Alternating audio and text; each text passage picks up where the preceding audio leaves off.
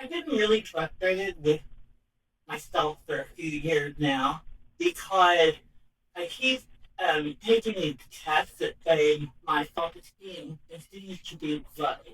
And I think since the last year that will have changed, but I realize now that it's really so hard when we come from certain kinds of backgrounds to allow ourselves to feel love in a situation for ourselves.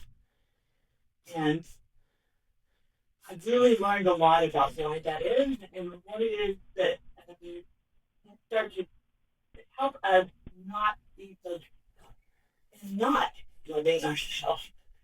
And it's really not as complicated as you might do it all those years. But I have begun to learn that there is a way that you can move towards self love with an ease if you will allow yourself. I'm Melody Burke. I'm a licensed professor, I'm a marriage and family therapist, actor, filmmaker, author, speaker, and mom and grandmom. And I have to say that I certainly did not treat myself like someone I loved most of my life. I mean, I was talking to a friend the other day about how, from a very early age, I believed that being pretty was really important. And I had this like certain way that I wanted to look always at every stage of my life. I had a certain look that I thought I needed to have to be successful. Which really, what that says is from a very early age, I didn't think I was. I didn't think I was lovable just on who I am. That I had to look a certain way, act a certain way, be a certain way that I was not in order to be lovable. So when a child is raised in an atmosphere where they believe that they just have to suppress who they are, they have to limit themselves in order to fit into the environment that they're living in, they learn to believe that they are not worthy of self love. Maybe they can eventually earn someone else's love, but they can never really feel self love because for one thing, we're taught that that's selfish, right? That that's selfish to care about yourself over other people. That's just being selfish. No, yes and no. No, I mean, I do know people who are selfish as selfish people are not people who care about anyone. They're not really about themselves. They just care about their egos. They're not really even people who necessarily know how to take care of themselves and love themselves. So this is the confusing message that we get. Because when we truly are able to love ourselves, then we're able to be present and loving to others. If we can't love ourselves, then we are battling to try to get ourselves to a place where we can feel good enough about ourselves and we do whatever we can to sort of build ourselves up. And that's what we call selfishness, right? When we're in this, those of us who are in this place of self-loathing move in a way in the world where they're trying all constantly to make themselves look better, be better, feel better, do better, have more. And it looks like selfishness because they are dominating other people so that they can do some things to make themselves feel good about themselves, which of course you can never really do because stuff from the outside doesn't ever make you feel lovable. That comes from inside. And when I said person has spent their whole life not understanding that, well, what happened is that we did struggle. And we do things like act out sexually, act out with drugs and alcohol, and become suicidal or depressed or anxious. Because we can never live up to that place within ourselves where we feel like we are enough to be loved. And when a person says that I'm not enough, what they're really saying is, I'm not enough to be loved. And children learn this. And I know that their parents didn't understand this. This isn't what their parents wanted for their child. But they didn't understand the need to help their child learn how to care for and love themselves. Caring for ourselves did really like, it was more than really good important thing for us to be able to function well in the world. Now, I have clients who have learned to despise themselves so sadly that they just they don't care if they brush their teeth or comb their hair, take a shower, pick up after themselves, and those are things that only happen to and that's just what the people doing it to feed others, and in which case they're not taking good care of themselves at all. They are, in fact, dispensing their own feelings about what they need in order to try to make someone else happy. And often that their parent, even if their parents go around, or their boss, or their children, or someone else, so that they can begin to feel a sense of wonderful. Which is a backwards way of finding love. And my whole life, I didn't understand that there were parts of me that were caught up in my gaze, thinking that that is how I had to go about feeling okay and lovable and feel good and to high self-esteem was to get that from out other people give me affirmation and praise and to lift me up because I was being good enough to repeat that. And that backward way will never fill you up. It can't. Because other people, their job is to fill themselves up.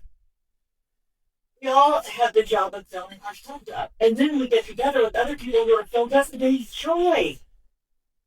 So it's not about being selfish. It is about being self-aware and self-loving so that we can live in a world where we don't have to fight each other to make each other feel better, not to have more, do more, be more. We're happy with who we are. We're happy to embody this life, this gift that we are given, and the experience of connection with other people. We cannot experience his joy if you do not have self-love. It's what we have to learn how to do. It's the simple step of first off recognizing that we are responsible for our love, our happiness, our self-esteem, our well-being, nobody else. And that means we cannot turn that over to others. As adults, it is our job to make sure that we get what we need. And that doesn't mean, walking over other people. It means being aware of and conscious of, speaking in truth of what yourself is telling you need and want. Feels good and what doesn't. And respecting that and choosing not to do that. But if it don't feel good, people don't feel good to do that. But choosing to care for yourself.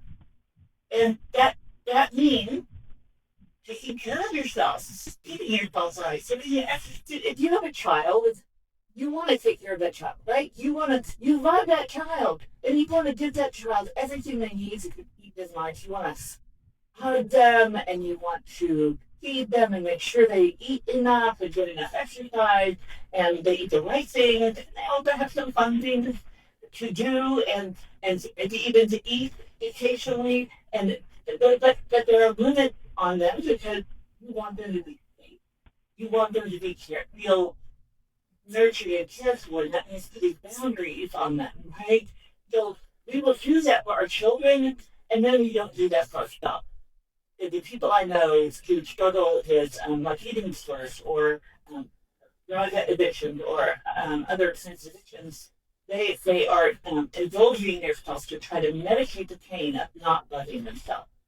And they may act in ways that appear very selfish, but they are supposed to really about self-love. When we love ourselves, we want other people to love themselves. We want to enjoy the joy of being around people who feel good about themselves. Because there is nothing more fun than being in the presence of somebody whose energy is positive and alive, and you can sense that they know who they are. Yeah, so that's what I invite you to do, is to slow down and check out the videos that you might or might not be to serve yourself. Because in truth, you can begin to teach yourself that you are lovable by taking care of yourself. Doing those things you need to do to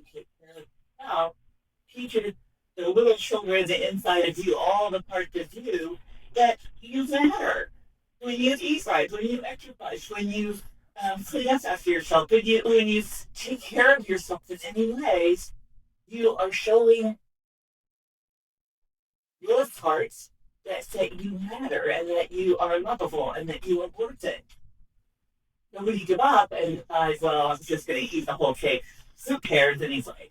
Well, that saying, I don't care enough about me to put limits on myself enough that I'm giving myself the care that I need.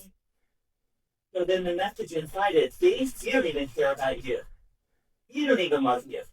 How can anybody else love you? And they just like go down this spiral. But today, I want you to look at your life and just one thing. I'm not going to ask you to pick, everything all at once, but just one thing in your life that you can do differently in terms of self care that would be a gift to you that you could start to keep those little ones as you that you matter. Whether that choosing to cook one less cigarette a day or um, go for a walk every day. Do something self care wise. Something maybe that you haven't done before. And then I would just love it if you would come back on here and tell me a week from now, 2 weeks from now, months from now, how differently you feel about yourself if you're doing that every day. Because I guarantee you there will be a shift in how you experience yourself when you show yourself self-love through self-care.